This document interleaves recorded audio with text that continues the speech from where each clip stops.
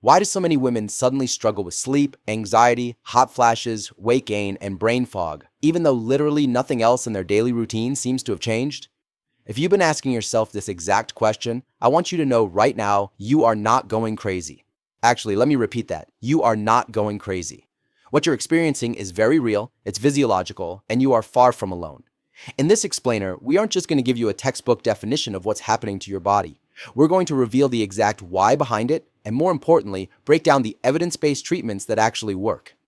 So let's dive right into this. Welcome to MedBites with Morsh, and this explainer on menopause demystified, evidence-based treatments and real solutions. I am so glad you're here. My goal today is to give you clarity and, well, empowerment. We're going to strip away all the confusion and look at exactly what the highest quality medical evidence from institutions like the Mayo Clinic, the Cleveland Clinic, and the NHS tells us about this stage of life. We'll explore what you can realistically do about your symptoms and how proven treatments can genuinely improve your quality of life. Let's get started. Section 1. The menopause transition. You know, so many people think of menopause as an overnight event, like someone just flipped a switch off in your body. But that couldn't be farther from the truth. It's actually a gradual, completely natural process of aging. It usually kicks off in your 40s with perimenopause. This is the transition period, and it can last anywhere from 2 to 8 years, where your hormone levels just start fluctuating wildly. Next up is menopause itself. Now, the crucial thing to understand here is that menopause isn't a long phase, it's a single point in time. You're officially diagnosed only after you've gone 12 consecutive months without a menstrual period. In the US, the average age for this is right around 51 to 52. And the day after that 12-month mark, boom, you enter postmenopause, which is the phase you remain in for the rest of your life. Section 2. Hormones in your body. Okay, now that we had the timeline down, let's demystify the biology. What is actually happening inside your body, specifically inside your ovaries, that causes everything to feel so incredibly unpredictable? To understand this, I want you to imagine your body's internal control center as a thermostat, and it runs on a really powerful, steady battery. That battery is made of two key hormones produced by your ovaries, estrogen and progesterone.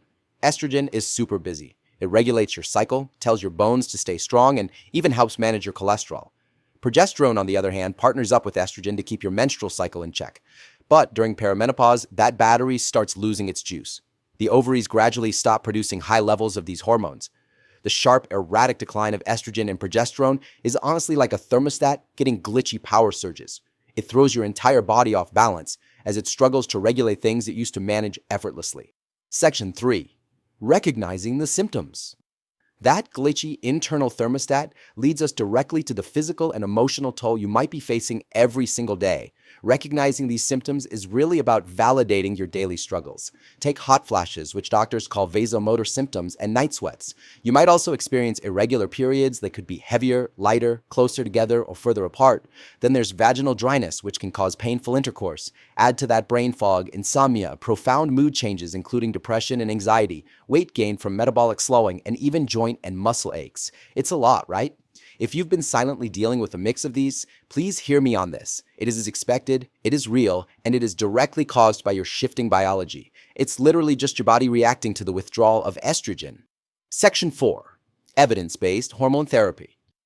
But here is the good news. We don't just have to sit back and suffer through this. Let's unpack the heavily researched, highly effective medical treatments we have available. Hormone therapy, or HT, is a medical treatment designed to replace the estrogen and progesterone your body has stopped making.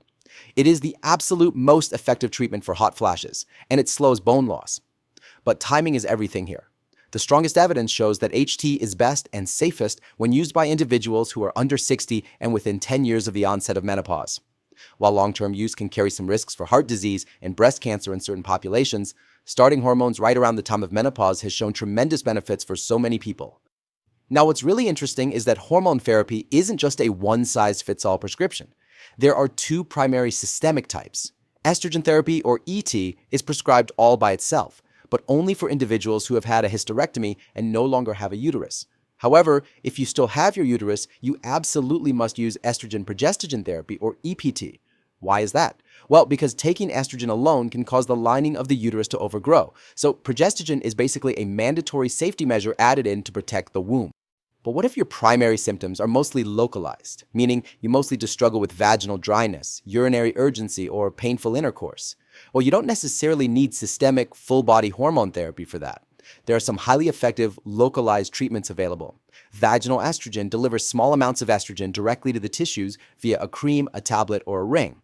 There's also prosterone, which is a synthetic DHEA hormone inserted directly into the vagina, and osbamefene, an oral medication that specifically treats thinning vaginal tissue.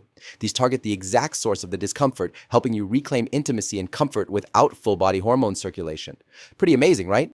Section 5. Non-hormonal treatment options. Now, I know exactly what some of you are thinking. Morsh, what if I can't take hormones? Whether it's due to a personal history of breast cancer, blood clots, or honestly just personal preference, systemic hormone therapy isn't safe or appropriate for everyone. But if you can't or just prefer not to take hormones, modern medicine offers incredible versatility. Look at how we can brilliantly short-circuit hot flashes using medications originally designed for entirely different conditions. Low-dose antidepressants like SSRIs and SNRIs can significantly ease hot flashes while also helping out with mood.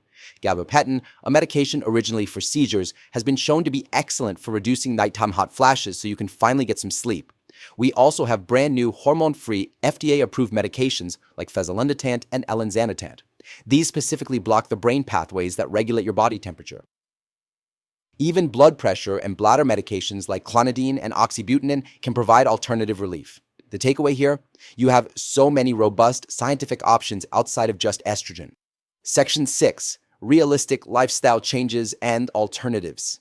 Beyond medications, what are the actionable daily modifications you can implement right now, today, to regain a sense of control over your body? Well, here are practical steps that genuinely help mitigate the intensity of your symptoms. First, proactively cool your environment. Dress in breathable layers you can easily shed, keep a fan nearby, and maybe even sleep with cold packs under your pillow. Second, identify and avoid triggers. Unfortunately, caffeine, alcohol, and spicy foods are notorious for kicking off hot flashes. Third, move your body. Regular exercise, particularly calm movements like yoga, helps manage weight, protects your heart, and relieves anxiety. Finally, practice Kegel exercises. Strengthening those pelvic floor muscles makes a massive difference in managing the urinary incontinence that often accompanies menopause. Now, while we're talking about alternatives, we definitely need to have a quick reality check. Beware of unregulated cures. You are going to see endless marketing for custom compounded bioidentical hormones, herbal supplements like black cohosh, and phytoestrogens. But it's my duty to impartially report the facts to you. According to the FDA and the NHS, these lack scientific proof of safety or efficacy. The FDA doesn't regulate compounded bioidenticals or over-the-counter herbal products, meaning their quality and their risks can vary wildly. Some can even harm your liver or interact poorly with your other medications. So save your money and protect your health by sticking to therapies backed by rigorous clinical trials. Section 7. Long-term health outlook. As we look past the immediate symptoms of hot flashes and brain fog, we really need to shift our focus to the future. Empowering yourself means understanding and preparing for the long-term impacts of living with low estrogen. You see, estrogen doesn't just manage your period, it actively protects your bones and your heart. When estrogen drops, your risks shift. For instance, up to 25% of your bone mass, a quarter of it, can be lost between the onset of menopause and age 60, which drastically increases the risk of osteoporosis and fractures. Similarly, your risk of cardiovascular disease rises significantly as that protective estrogen umbrella closes. Now, I definitely don't share this to frighten you. Quite the opposite. Knowing these facts allows you to be proactive. It means you know to ask your doctor for a bone density scan, to monitor your blood pressure, and to focus on heart-healthy habits right now. Which brings us to our final thought. You now understand the physiology of your symptoms, the vital time frame for hormone therapy, the non-hormonal medical options available, and the long-term health markers you need to keep an eye on. So, knowing what you know now, how will you advocate for your own health in your next doctor's appointment? You don't have to suffer in silence. Track your symptoms, write down your questions, and demand the evidence-based care you absolutely deserve. Thank you so much for joining me for this explainer, and I'll see you next time as we continue to break down the science of your health.